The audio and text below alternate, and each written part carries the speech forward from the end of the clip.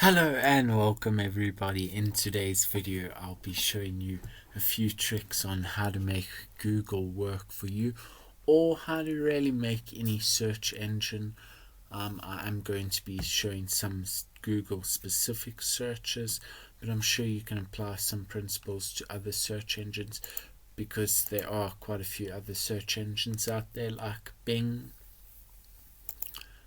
We also have Yahoo, and then we also have DuckDuckGo for those people that are worried about privacy, and that DuckDuckGo is a good alternative because they don't keep any of your data and a whole bunch of other stuff. So if you're worried about privacy, DuckDuckGo would be your go-to. But what is a search engine? So a search engine, defined by the dictionary, is a program that searches for and identifies items in a database that correspond to keywords or characters specified by the user, used especially for finding particular sites on the World Wide Web. So the internet, basically, it is searching for sites and that. But what is that actually like? That doesn't really describe what a search engine does.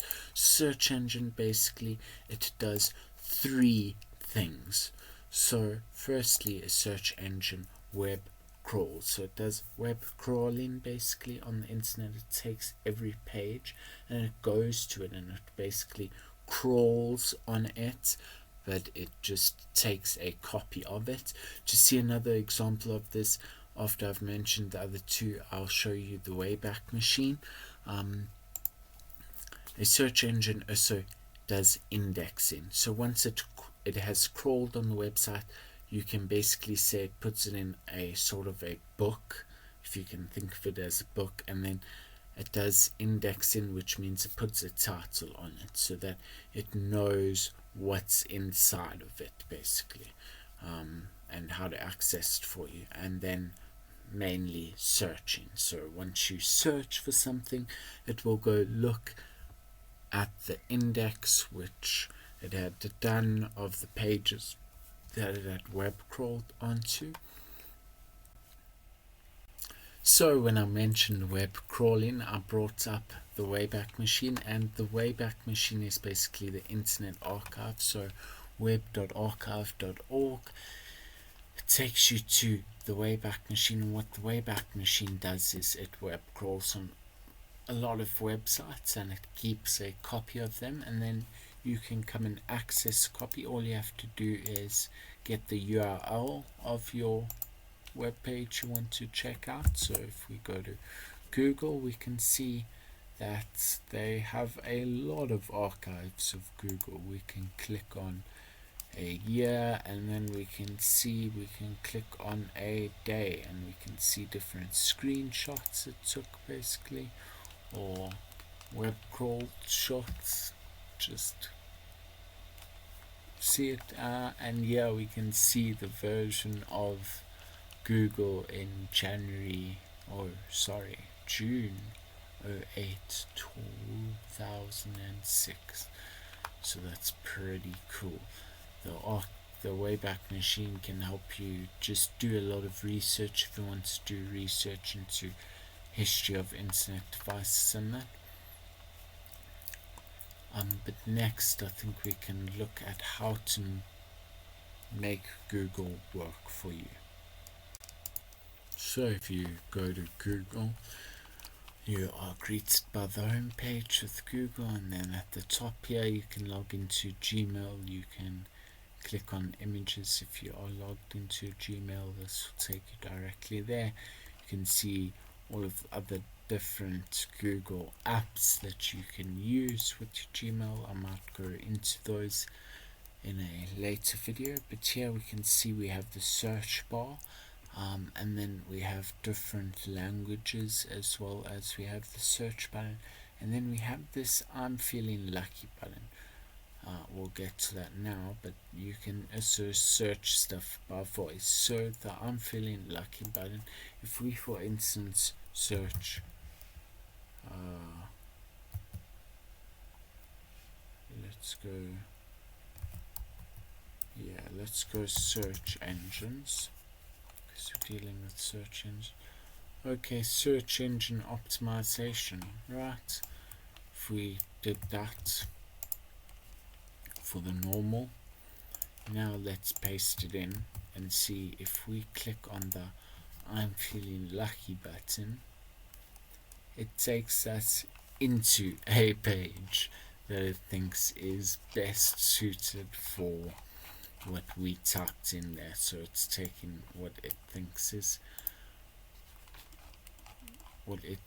we're looking for, basically. So that's just one thing on Google, but as you can see here, when you do a Google search, it's quite nice. They sometimes bring up stuff like this. So if we wanted to, for instance, search the definition, we can just type in definition, and then Google will nicely bring up the dictionary definition, and then it normally brings up some useful information here, and then some questions that people usually ask, as well as a whole bunch of other stuff. Normally, well, all of the results. Normally at the bottom it gives you different searches, and then it gives you your location and that. But on Google we can see that we have different types of filters. So we have the or, then we also have images, that brings up images related to our search. We have videos, that brings up videos. We have news, we have shopping, and then we even have more, because we have books, we have flights, we have finance. But if we go here to the all, you can also see that settings, we have different search settings, and turn on safe search, advanced search, which I can go into now. All of the different types of settings. Then under tools we have time limits, so you can set when you want to see the information from. This helps with news, or if you're trying to follow something or do something, you can order the earliest first, or if you want a custom range, you can choose a custom range. Then you can also change the type, which will give you a cleaner version, I guess, if you want a cleaner version. But now let's go into the advanced search. So Google's advanced search, as you can see here, they do have a nice layout of the advanced search, where you can put in all of these different parameters, like the exact word, any of these words, none of these words, and all of that, and then the site or domain that you want to go to, as well as all of these other preferences like language, region, last updated, and so on. All of these you can do in a normal search. I will be going through that. Let's actually just break this up. So if we take search and we say we want that to be the exact word we're searching for, then we take engine and we say any of these words, and then we can take definition and let's say none of these words, just so that you can see the layer of the structure. Then the site or domain, I think I'm just going to go back to this website that we had over here, and just to explain quickly what that does. Now if we click advanced search, we can see the search query over here. This is different compared to what we had typed in previously, and basically you can type this in to do your own more specific searches without using the advanced search feature. You can just type in site, semicolon, and then the website you're looking for, and that will make sure all of the results, as you can see here, the results are all coming back from that exact specific site. So that's pretty cool, the site operator. If we just delete the site operator, we'll get a better view. You can see that it's from, there's that website, but the other websites are different. It's not all that website. So we had made search the exact word that we're looking for, so that's why it is in quotation marks to represent the exact word. So if you're looking for something, you can just do that. And then we can see here that definition has a minus sign in front of it. That basically means that it is not bringing up anything to do with that. Another nice operator that you can use, that I like to use and find handy, is the file type. And then if we specify a file type, so file type is the file extension. So for instance, a file type of, let's put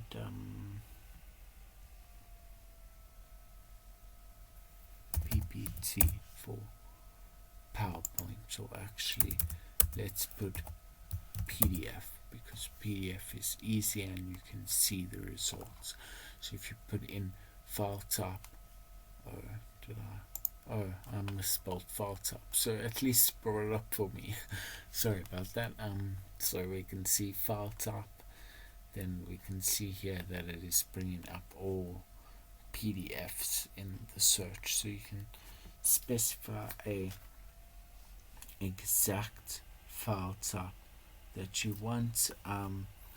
Then we also have and or operators. So let me just take engine out. So we can go engine or motor, you see, and then we can just go engine and motor. Those are specific operators. Then we can also put not to say an engine, not a motor, and then it will bring up results in on that. So as you can see, there are quite a few things you can do in Google. This is just scratching the surface. I hope you enjoyed that video. If you did enjoy that video, please hit that like button. Think about leaving me a comment, and then subscribe to this channel to stay tuned for more awesome content. Bye for now.